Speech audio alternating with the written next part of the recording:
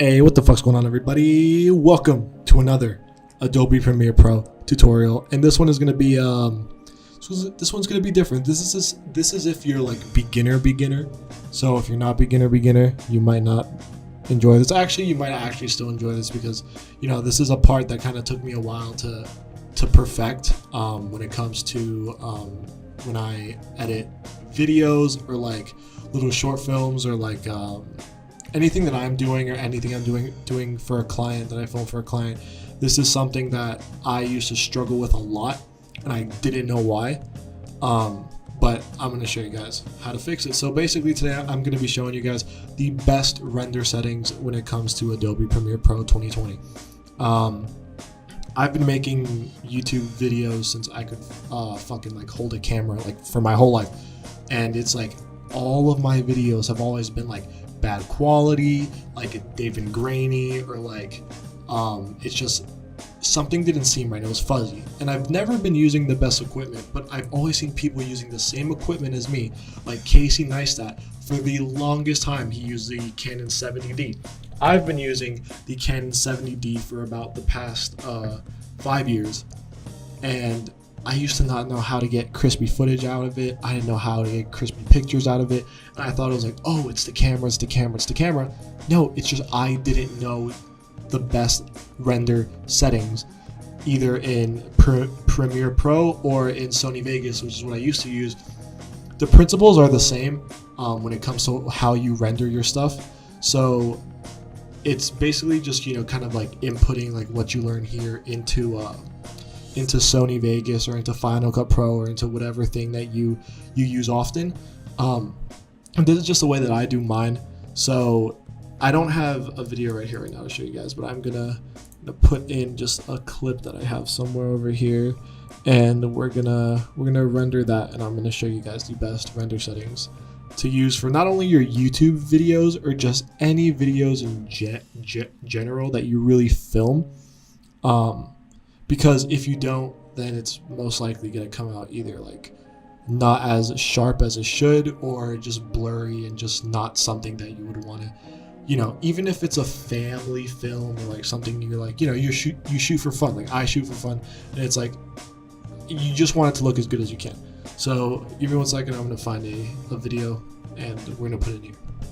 I have my B-roll right here. It's all cut up. I kind of just mess around with it a bit just so I could have Premiere kind of treat it as its own video.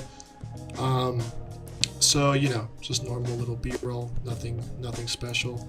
So I'm just gonna put these two right there, connect them, and then what you want to do is you want to go to File and then Export. Make sure you guys go to Export, because I know there's other programs such as Sony Vegas that they give you the option to render or to export, and a lot of people like don't know the difference between those two, and there is a big difference between those two. So always use export.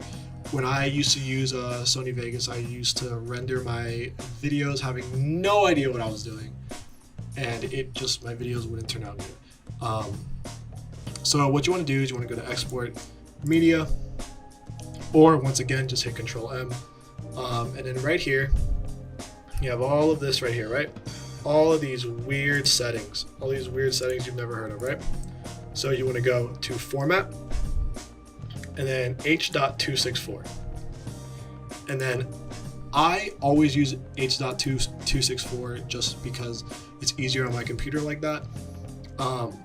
But the next step right here is something that like nobody does, and this is why a lot of people's videos come out looking so bad, and they come out just very, very, very blurry. I'll give you guys an example at the end of the video of like one of my old videos that would come out like super blurry, and I didn't know why, and it was because I wasn't exporting them correctly. So you want to go to source scaling right here. Make sure you leave it on scale to fit. If it's on either of these two, you want to make sure it's scaled to fit, because if it's scaled to full or stretch to fill, then it's going to be if you accidentally put in the wrong settings that I'm about to show you, it's going to take your video and it's going to stretch it to fill whatever size you put it at. So Before we get into this right here, fit, it needs to just be right there, fit, and sequence in/out, leave that there.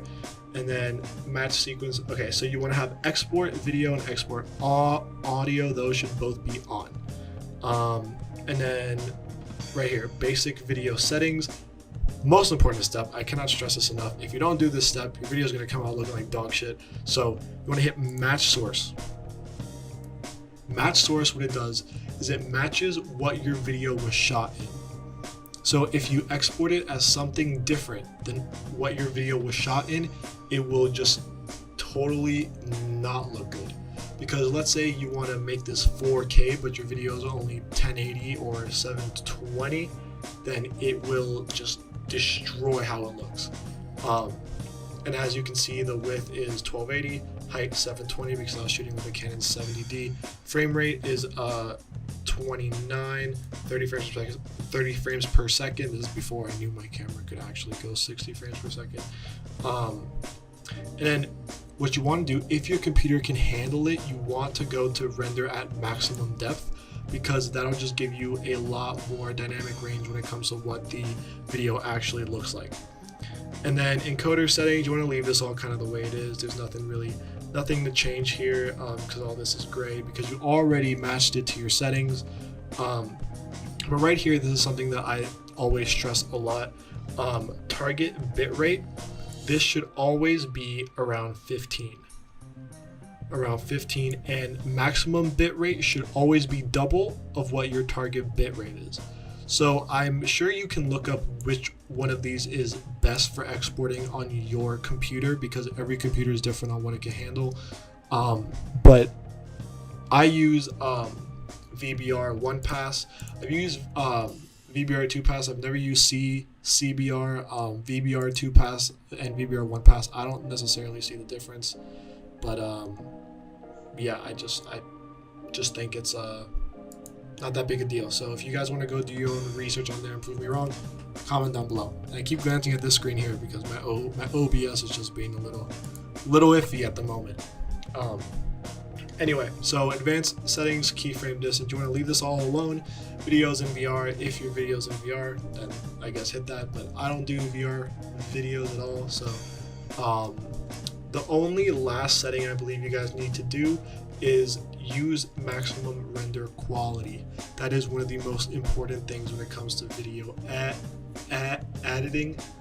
Video editing as a whole, it is just use maximum render quality. It is just super important, because if your computer can handle it, which if it's running the software, most likely should be able to, it is just gonna make your video look so much better, because it's gonna use every little bit of color, pixel, and quality that is in this video and just make it look the best it can. So that's really it, guys. I mean, we went through all these settings, and free sampling, leave that on. Use previews, that's a personal preference. I don't usually use previews. Import to project, you could if this is like a small sequence of a bigger project that you're working on, but that's not the case for me. It's just a B-roll. And yeah, guys, so you go ahead and hit export and then just wait for it to export. I'm not gonna hit export because I don't need to export this, but anyway, that's really how you guys do it. If you guys just keep in mind, I'm not a pro. If you guys have any suggestions for me, or if you guys just want to help anyone else out that sees this, make sure you comment down below what your how you render in Premiere Pro or whatever you guys use. Like, what render settings do you guys use? Because once again, I'm not a pro. I'm always learning. So it's kind of like if someone else has a better idea than me, I'm always want to hear them out and everything. So if you guys have a better way of doing it, make sure you let me know in the comments, and subscribe if you want more videos like this.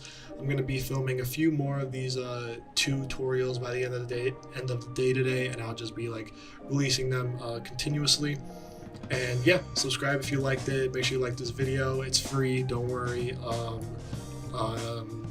Yeah, comment what your favorite food is, and if you got your stimulus check or not, because I'm still waiting for my stimulus check.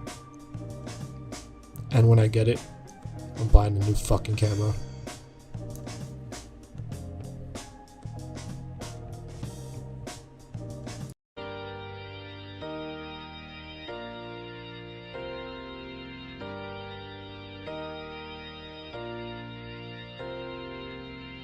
just wanna blow up in the limelight. Thinking about what my life would then be like. Go to LA, I'm